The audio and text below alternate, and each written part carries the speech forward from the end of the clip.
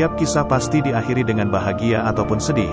Dalam episode kali ini teror sang penunggu akan berkisah tentang sebuah legenda yang berasal dari Pulau Seram. Dalam judul Legenda Air Putri. Namun sebelum lanjut pada kisahnya, silakan like dan subscribe ya agar kalian tidak ketinggalan episode-episode selanjutnya.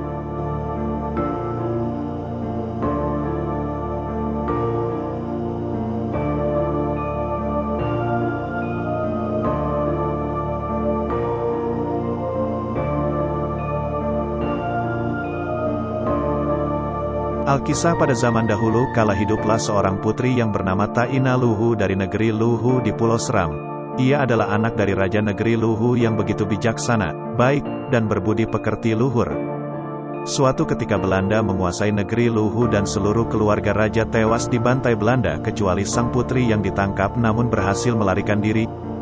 Singkat cerita, ia diselamatkan oleh kerajaan lain yang bernama Soya. Setibanya di kerajaan Soya, sang putri diperlakukan layaknya keluarga kerajaan.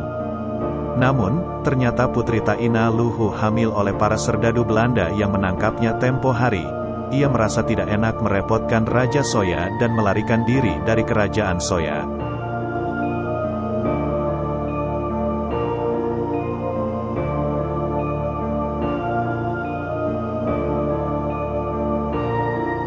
Sang putri Taina Luhu ingin hidup sendiri dengan keadaannya saat ini. Ia kabur dari istana Soya dengan menaiki kuda kerajaan lalu pergi menyusuri hutan belantara yang dingin dan mencekam. Setelah berjalan jauh, akhirnya Taina Luhu kelelahan dan terjatuh dari kuda. Setelah istirahat, putri Taina Luhu pun melanjutkan perjalanan dengan berbagai kejadian ajaib yang terjadi. Tempat ia beristirahat kini menjadi sebuah gunung yang bernama Gunung Nona. Kemudian pada saat ia memacu kuda dengan kencangnya, topi yang ia gunakan pun terbang tertiup angin. Namun pada saat akan diambil, topi tersebut berubah menjadi batu yang kemudian dikenal sebagai Batu Capek. Selanjutnya, sang putri terus menyusuri wilayah pantai Amasuhu dalam keadaan yang sangat melelahkan dan akhirnya ia pun memutuskan untuk beristirahat dan minum pada sebuah mata air yang hingga kini dikenal sebagai Air Putri.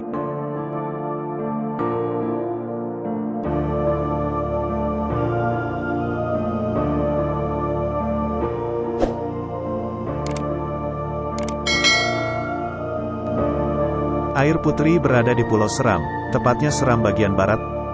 Perjalanan menuju tempat ini dengan kendaraan bermotor memakan waktu hampir 2 jam dari Piru, ibu kota Kabupaten Seram bagian barat.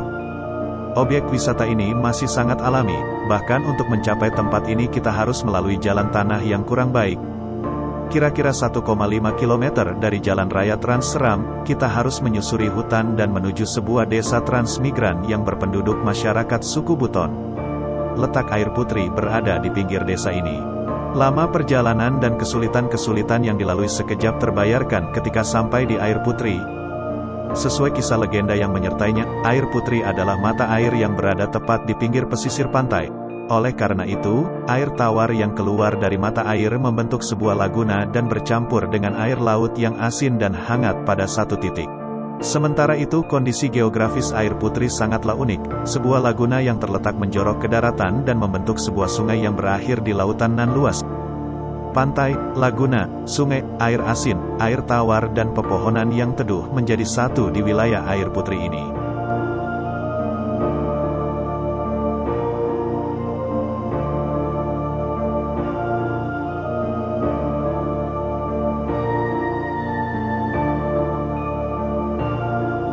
Warga sekitar biasa memanfaatkan Air Putri sebagai tempat bersantai layaknya sang putri Taina Luhu dahulu. Mereka biasanya mandi di laguna Air Putri dan berwisata di pantai yang berada di dekatnya. Bahkan dalam waktu-waktu liburan, tempat ini akan ramai dikunjungi warga dan kios-kios dagangan pun akan bermunculan. Air Putri memang belum banyak dikenal secara umum, tapi sudah menjadi tempat favorit bagi warga setempat untuk berekreasi.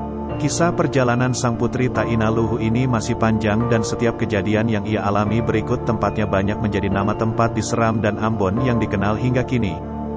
Kisah Putri Taina Luhu ini menjadi sebuah cerita rakyat Maluku yang dikenal sebagai kisah Nenek Luhu. Bahkan, keberadaan Nenek Luhu saat ini menjadi cerita mistik di mana sang nenek yang merupakan penjelmaan Putri Taina Luhu akan muncul ketika hujan lebat dan mulai menculik anak-anak yang berada di luar rumah. Pesan moral dari kisah Putri Taina Luhu atau Nenek Luhu ini adalah kemandirian yang dimiliki sang putri dan pesan bagi anak-anak agar tidak keluar rumah saat hujan lebat. Gimana menurut kalian sobat? Jika kalian suka dengan kisah-kisah legenda teror sang penunggu, silakan like dan subscribe ya biar kalian tidak ketinggalan episode selanjutnya. Nantikan episode selanjutnya ya, tetap di Teror Sang Penunggu.